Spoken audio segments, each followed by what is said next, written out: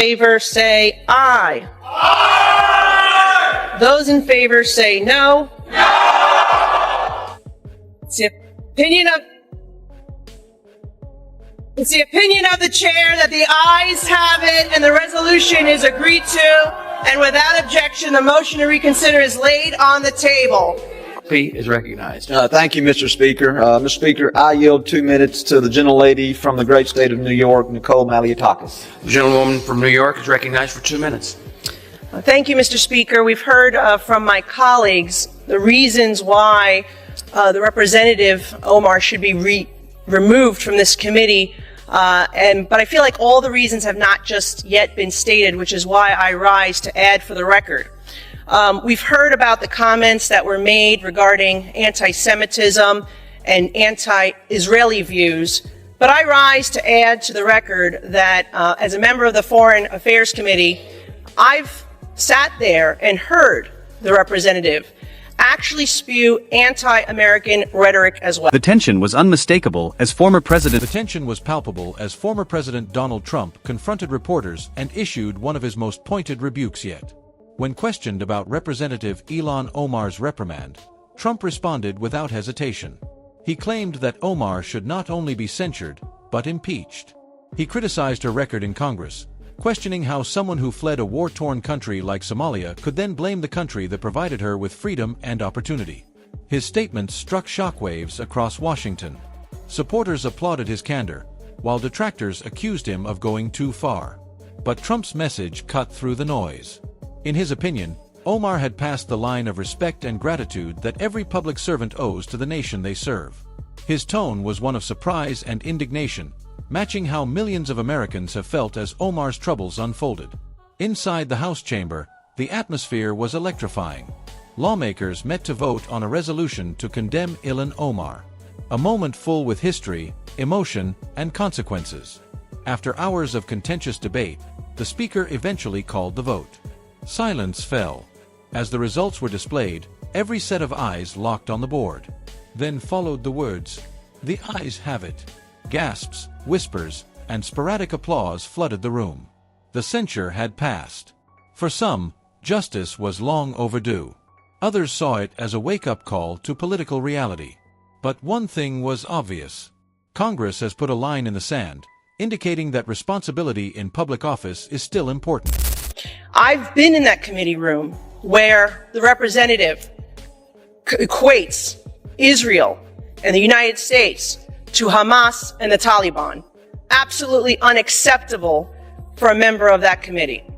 I've also heard the representative equate that it is the United States' fault that there is turmoil in Venezuela. That is not because of the oppressive socialist and communism that has spread throughout Central and South America and Venezuela at the hands of the Maduro and Hugo Chavez regimes. That is unacceptable.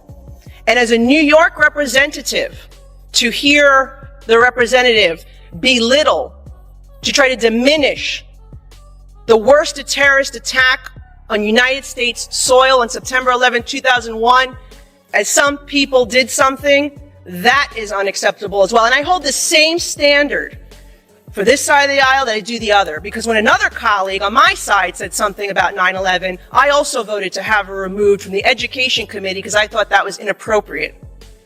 So I'm being consistent here, and I hope my colleagues will do the same to show that this is about consistency and accountability, because we should not have an individual with those views on the committee that is tasked with representing our country and our Congress to foreign nations. New York Representative Nicole Malliotakis delivered one of the day's most powerful statements.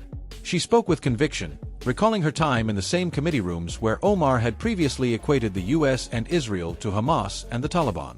Malliotakis condemned the remarks.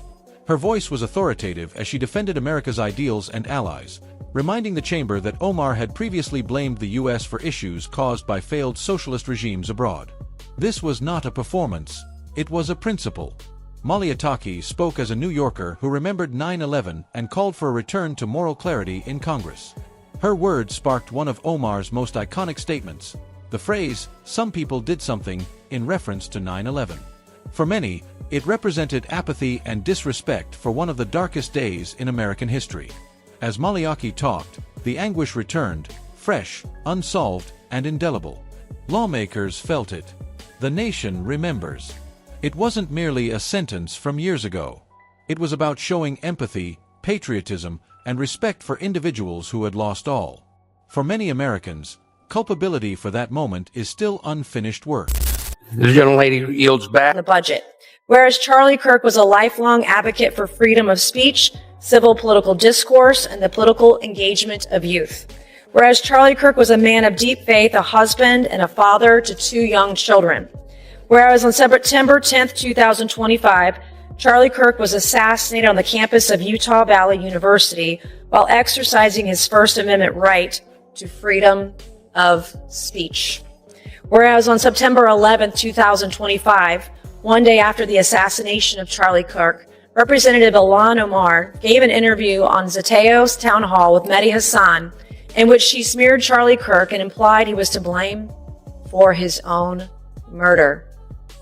Whereas on September 12th, 2025, 2 days after the assassination of Charlie Kirk, Representative Ilhan Omar reposted a video on X, formerly known as Twitter, which disparaged the character of Charlie Kirk and those mourning his death. Whereas the video Representative Ilhan Omar reposted on X states Charlie Kirk is dead, and before the body got cold, the far right propped his corpse up. The formal House resolution read as a moral indictment. It detailed Representative Ilhan Omar's decision to repost a video mocking Charlie Kirk just days after his assassination, describing it as reprehensible and a disgrace to the dignity of Congress. The resolution sought her removal from all relevant committees and called for a formal public reprimand on the House floor. Her actions were criticized by lawmakers as unethical and a stain on the institution's integrity. For millions of viewers throughout the country, those remarks were more than just procedural. They were painfully personal.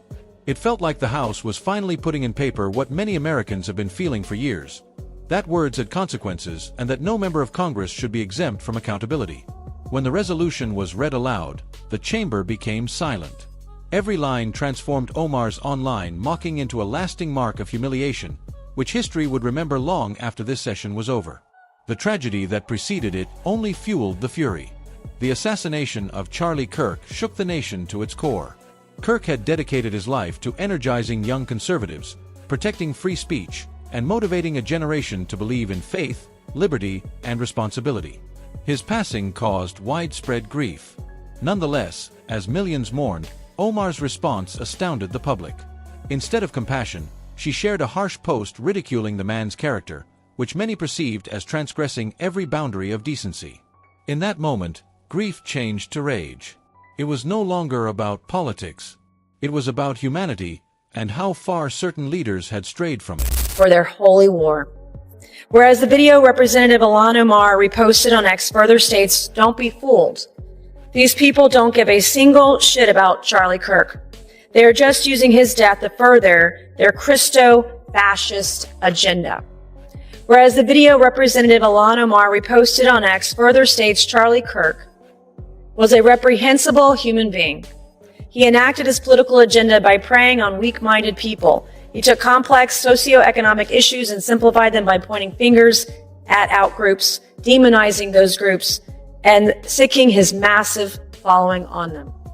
Whereas the video Representative Ilhan Omar reposted on X further states Charlie Kirk was a stochastic terrorist, an adamant transphobe. He denied the genocide happening in Palestine. He believed the subjugation of women, and in his last dying words, he was spewing racist dog whistles. Whereas the video Representative Ilhan Omar reposted on X further states, Charlie Kirk was Dr. Frankenstein, and his monster shot him through the neck.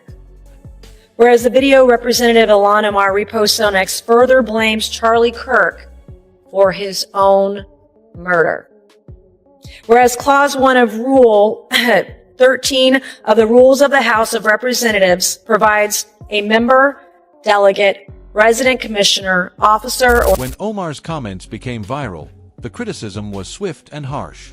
Outrage spread via social media, news networks, and the corridors of Congress. Hashtags calling for her removal dominated every platform. Commentators branded her statements as a shame. Citizens labeled them unforgivable. Even numerous Democrats privately agreed that the situation was impossible to justify. Yet Omar remained mute, providing no apology or explanation. The stillness said volumes. The people perceived it as arrogance rather than strength. The outrage swelled into something bigger, a movement of Americans tired of the double standards and emotional cruelty that have come to define modern politics. Then came the vote. The resolution to censure Omar failed by a single vote. That event quickly became one of the most contentious in recent congressional history. Republican members broke ranks and supported Democrats, sparing Omar from official punishment. What could have been a magnificent demonstration of solidarity turned into another chapter of political frustration. Chip Roy and Senator John Kennedy later blasted the decision, arguing that moral courage should never be based on political affiliation. However, many conservatives believe that the damage has already been done. They felt betrayed, not only by the opposition, but also by themselves. Once again, Washington demonstrated that when principle meets politics, politics far too frequently triumphs. House shall behave at all times in a manner that shall reflect credibility on the House. Whereas Representative Ilhan Omar's actions in the wake of the assassination of Charlie Kirk are reprehensible and affect the dignity and integrity of the proceedings of the House and do not reflect the credibility on the House. Now therefore be it resolved that Representative Ilhan Omar of Minnesota be censured.